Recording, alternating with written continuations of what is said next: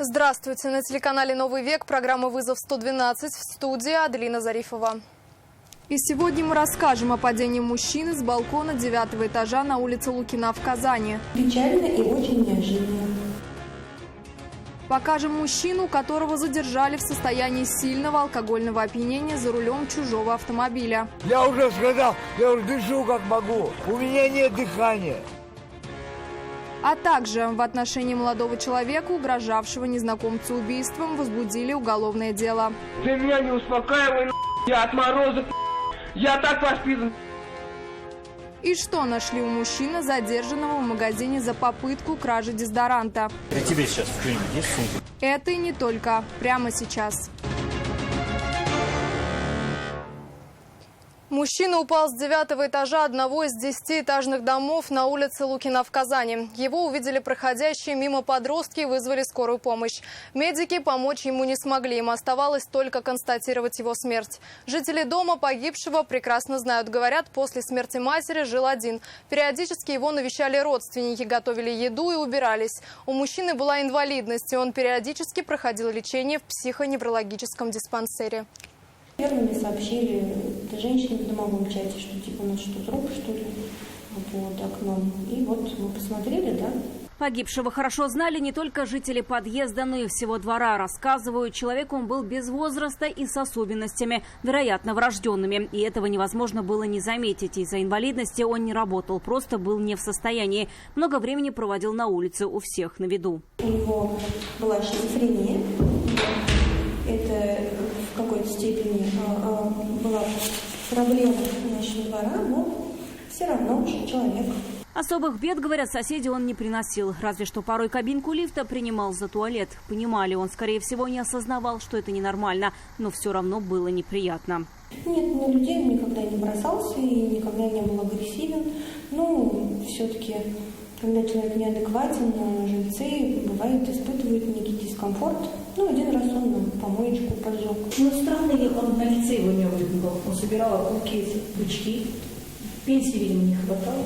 В этот день, незадолго до трагедии, рассказывают, его навещала родная тетя. После смерти матери мужчины она готовила ему еду и убиралась. Сам на это он был не способен.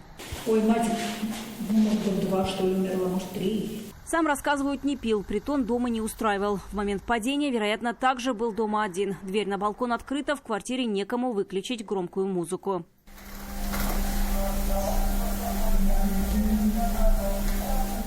Случившееся соседи, если и допускали, то не сейчас. Говорят, он только вышел из больницы, был на очередном лечении. Печально и очень неожиданно. К тому же недавно только вернулся из клиники, из больницы, с курса лечения. В общем-то, я как-то лично ждала, что обострение наступит попозже, как обычно. А тут почти сразу. Сейчас в причинах трагедии будут разбираться правоохранительные органы в рамках доследственной проверки. Вероника Гайнудинова, Дарья Кореева, Вызов-112. 16-летняя девочка пострадала в аварии в Лаишевском районе. В селе Усады столкнулись Мерседес и Volkswagen Polo. Как установили автоинспекторы, 40-летняя автоледи за рулем внедорожника повернула налево через двойную сплошную.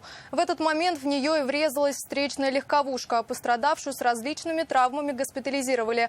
Только за 9 месяцев на дорогах республики произошло 347 ДТП, в которых 11 детей погибли и 361 пострадали. 10 из погибших – дети-пассажиры. Завтра начнутся осенние каникулы. Поэтому ГИБДД просит водителей быть предельно внимательными на дорогах, а родителям ответственно отнестись к перевозке своих маленьких пассажиров. Сильно нетрезвого водителя Toyota RAV4 задержали автоинспекторы на улице Галиаскара Камала. Ночью в ГИБДД позвонили очевидцы и сообщили о неадекватном водителе иномарки. Останавливаться мужчина не хотел и при виде патрульных автомобилей только сильнее нажал на газ. Но скрыться у него не вышло. После задержания стало понятно, мужчина водительских прав никогда не получал. Автомобиль весь в крови, и водителю он не принадлежит. Они меня задержали ни за что. Да, немного выпил. Его заметили на заправке на улице Галиаскара Камала и сразу позвонили в автоинспекцию. Мужчина еле стоял на ногах. При виде сотрудников ГИБДД он попытался скрыться, но от преследования уйти не смог и был задержан. То, что мужчина находится в состоянии сильнейшего алкогольного опьянения, было ясно, но это надо было зафиксировать документально, и ему предложили пройти экспресс-тест на наличие спиртного в организме. Сергей Александрович, будете проходить металлосвязь с прибором алкотестера? Подойди, пожалуйста. Будете, да? Вот сейчас трубку откройте, пожалуйста. Да я сам могу. Ну-ка. Выдыхайте. Вы выдох не делаете. Сделать выдох он так и не смог или не захотел, при этом вел себя довольно буйно. Алкотестер вы будете продувать? Я продул уже. Выдох будете делать? Я уже сказал, я уже дышу как могу. У меня нету, у меня нет дыхания. Больницы поедете? У меня дыхания нету. Я туберкулезный больной только освободил, оттуда вышел. Руки убери от меня.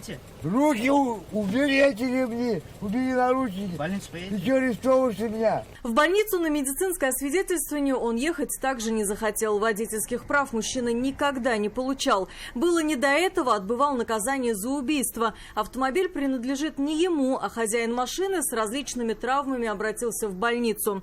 Мужчину доставили в отдел полиции. За отказ от медицинского освидетельствования при отсутствии водительских прав предусмотрен арест на срок до 15 суток. Сейчас стражи порядка проводят проверку и выясняют, с разрешения ли владельца он взял автомобиль и кому принадлежат все найденные в салоне вещи.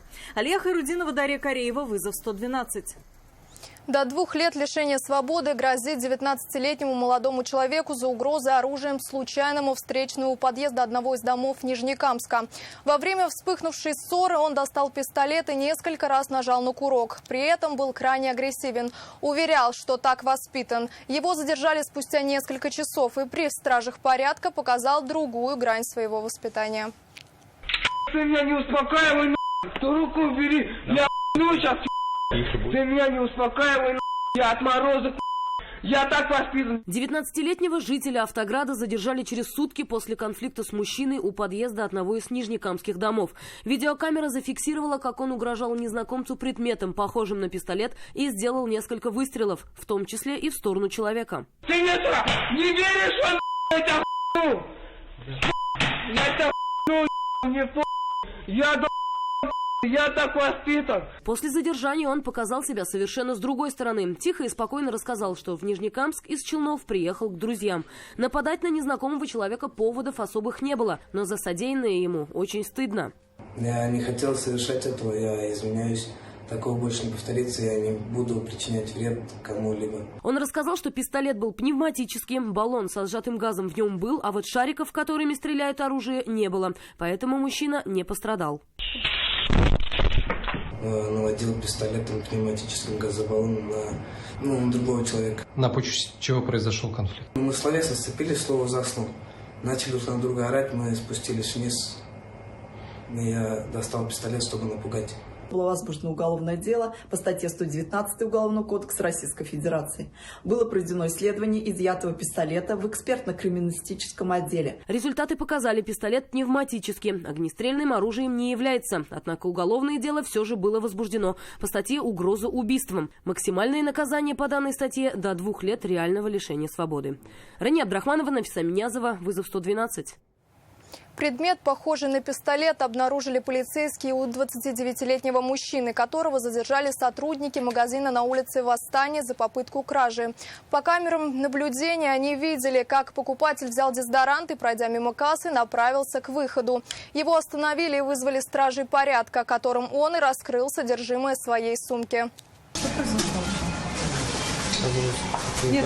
Рассказывать на камеру о причинах своего задержания полицейскими 29-летний мужчина не хотел. Однако в разговоре с сотрудником службы безопасности магазина был гораздо откровеннее. Интерес к нему у сотрудников магазина возник, когда он прошел мимо кассы на выход, при этом не заплатив за дезодорант. Его задержали и вызвали на место группу быстрого реагирования охранного предприятия и сотрудников полиции. Им мужчина и рассказал, что при себе имеет пистолет. При тебе сейчас в что-нибудь есть сумка, пистолет или что-то пневматический, травматический? Что? Пневматический пистолет. Где она находится? В сумке. Вот этот черный сумке, да, который мы видим, да? Пистолет у мужчины изъяли, направили на экспертизу. Исследование должно показать, является ли изъятый предмет оружием и не имеет ли следов переделки. Так, газовый баллончик я разобрал. Газовый баллончик, да? С целью самообороны? Предмет, обратите внимание, предмет похожий. Уважаемый понятый, обратите внимание. Предмет похожий на пистолет. Какой мы не знаем, отправляем. Сейчас данный изъят и упакован. Мужчину же доставили в отдел полиции. Сотрудники магазина написали на него заявление о краже. Понесет ли мужчина ответственность за хранение предмета, похожего на пистолет, станет известно после получения результатов экспертизы. Нависа Минязова, Рамзиль Гарипов, вызов 112. И это все, о чем мы успели вам рассказать. В студии была Аделина Зарифова. До встречи. И не бросайте вызов судьбе. Вдруг она его примет.